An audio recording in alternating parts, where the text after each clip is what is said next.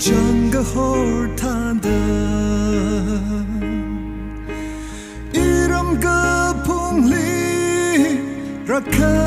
wanawan sing sho sing tun ram ngatai ga hai thada nali lei ga shi ma shung ra to ko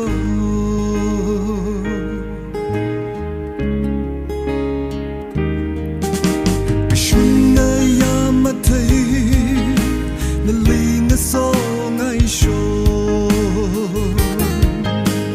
ring ka pala sampan ka kanang la sampan la la sang ru karar chan la hang na le shi ka chang ko na li ra sam ka pa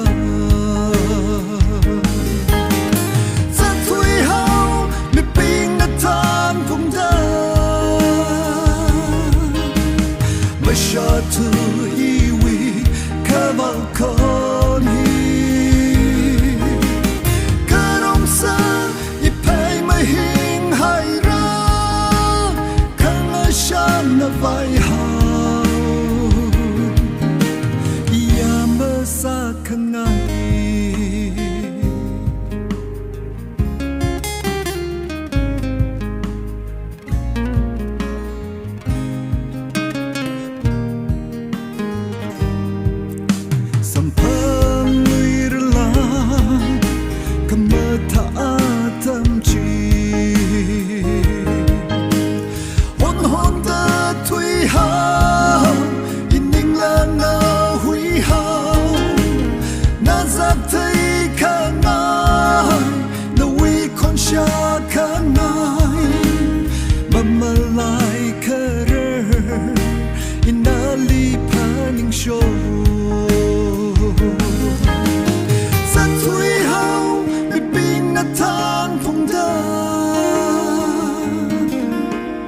Mashatu iwi kavakoni karom sa ipay mahing haira kang asyan na vai hao iyama sa kanai sa tui hao mi ping na tan phung da Mashatu iwi kavakoni karom sa ipay mahing haira